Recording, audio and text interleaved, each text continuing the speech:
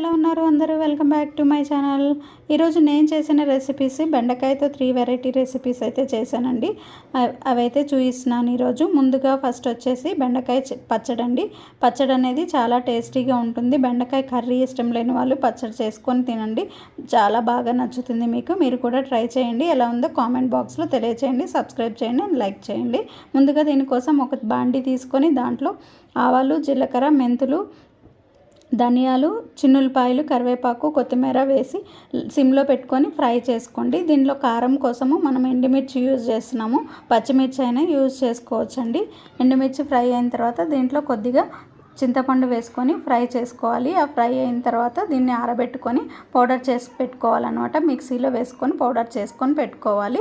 తర్వాత అదే సేమ్ బాండీలో 1 స్పూన్ ఆయిల్ వేసుకొని బెండకాయల్ని ఫ్రై చేసుకోవాలన్నమాట. లైట్గానే ఫ్రై అండి, డీప్ ఫ్రై లాగా డ్రైగా ఏం అవసరం లేదు. ఆ ఫ్రై అయినవి కూడా మనం మిక్సీ జార్లో వేసుకోవాలి. అదే బాండీలో మళ్ళీ టమాటాలను కూడా ఫ్రై చేసుకోవాలండి.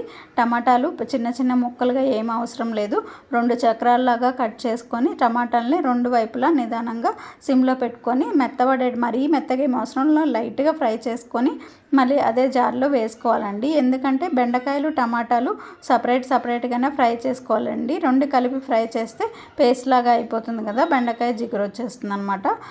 ఇవి టమాటాలు కూడా వేస్తున్నాం కదా, చూస్తున్నారు కదా. ఇవి ఆరిన తర్వాత దీంట్లో కొద్దిగా సాల్ట్ వేసుకొని కచ్చాపచ్చగా మిక్సీ వేసుకోవాలండి. రివర్స్లో తిప్పండి. నేను కొద్దిగా 2 మినిట్స్ తిప్పేసరికి ఎక్కువ పేస్ట్ అయిపోయింది. మీరు రివర్స్లో తిప్పితే కచ్చాపచ్చగా ఉంటుంది, పచ్చడి కూడా మంచి టేస్ట్ వస్తుంది అనమాట. పచ్చడిని తాలింపు వేసుకుంటే ఇంకా మంచి టేస్ట్ వస్తుందండి. తాలింపు వేసుకొని ఒక గిన్నెలోకి తీసుకొని మీరు కూడా ట్రై చేయండి. మీకు నచ్చినట్టయితే లైక్ చేయండి అండ్ సబ్స్క్రైబ్ చేయడం మర్చిపో. రెండో కర్రీ వచ్చేసి బెండకాయ ఫ్రై అండి. ఇది ఫ్రై ఐటమ్ అండి, కానీ కలుపుకోవడానికి కూడా బాగానే ఉంటుంది వైట్ రైస్లోకి, లేకపోతే సైడ్ డిష్గా కూడా మనము యూజ్ చేసుకోవచ్చు అనమాట. సో ఇది తయారీ విధానం ఇప్పుడు చూద్దాము. మనము స్టవ్ పైన బాండీ పెట్టుకోవాలండి. బాండీ పెట్టుకొని 2 గంటలు ఆయిల్ వేసుకోవాలి. ఆయిల్ అయితే కొద్దిగా ఎక్కువే పడుతుంది, ఎందుకంటే ఫ్రై ఐటమ్ కదా, మరీ ఎక్కువేం కదండి. 2 గంటలు ఆయిల్ అయితే వేసుకోవాలి. ఈ ఆయిల్ హీట్ అయిన తర్వాత తాలింపు దినుసులు వేసుకోవాలి. తాలింపు దినుసులు వేసిన తర్వాత నెక్స్ట్ ఆనియన్స్ కూడా వేసుకొని ఆనియన్స్లో కొద్దిగా సాల్ట్ వేసి ఫ్రై అవ్వనివ్వాలండి. ఈ ప్రాసెస్ అంతా ఫ్రై ఐటమ్ అంతా మనం సిమ్లో పెట్టుకొని చేసుకోవాలండి. దీంట్లోనే ఈ ఆనియన్స్ ఫ్రై అయ్యేటప్పుడే మనము కరివేపాకు అండ్ పసుపు కూడా వేసుకోవాలి. పసుపు అల్లం పేస్ట్ వేసి బాగా ఫ్రై అవ్వనివ్వాలి. అల్లం బాగా ఫ్రై అవ్వాలండి. ఫ్రై అయిన తర్వాత ముందుగా కట్ చేసి పెట్టుకున్న బెండకాయలని వేసుకొని బాగా ఆయిల్ అంతా వాటికి కలిసేటట్టు తిప్పుకొని మూత పెట్టుకోవాలండి. మూత అనేది కంటిన్యూగా ఎక్కువసేపు పెట్టుకోకూడదండి. కంటిన్యూగా ఎక్కువసేపు పెడితే మూత మనకి వాటర్ ఫామ్ అవుతాయి అన్నమాట. కొద్దిగా మగ్గిన తర్వాత కట్ చేసి పెట్టుకున్న పొటాటోస్ కూడా వేసుకొని మూత పెట్టుకొని కొద్దిసేపు మగ్గించుకోవాలండి. సాల్ట్ అయితే ఇప్పుడే వేయకూడదు, ఎందుకంటే సాల్ట్ వేస్తే వాటర్ ఫామ్ అవుతాయి కదా. ఇవన్నీ బాగా బాయిల్ అయిన తర్వాత మనము కారము, ధనియాల పౌడరు, జీలకర్ర పౌడరు, కొద్దిగా గరం మసాలా పౌడర్ కూడా వేసుకోవాలండి.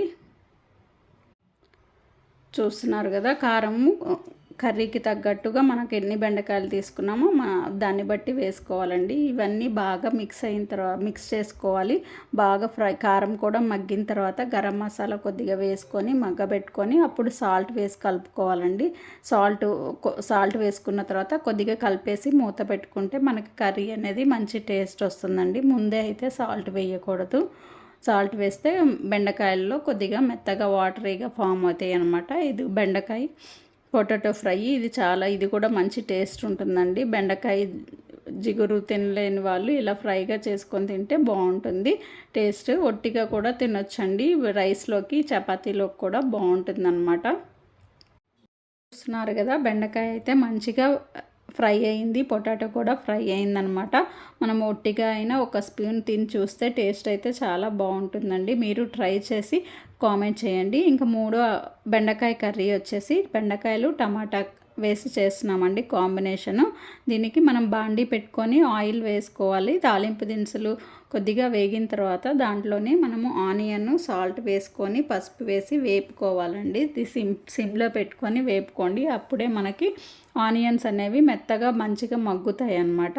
కరివేపాకు కూడా వేసుకొని దాంట్లో అల్లం పేస్ట్ వేసుకోండి. అల్లం అనేది యూజ్ చేస్తే మనకి కర్రీస్ అనేవి మంచి టేస్ట్ వస్తాయి అన్నమాట.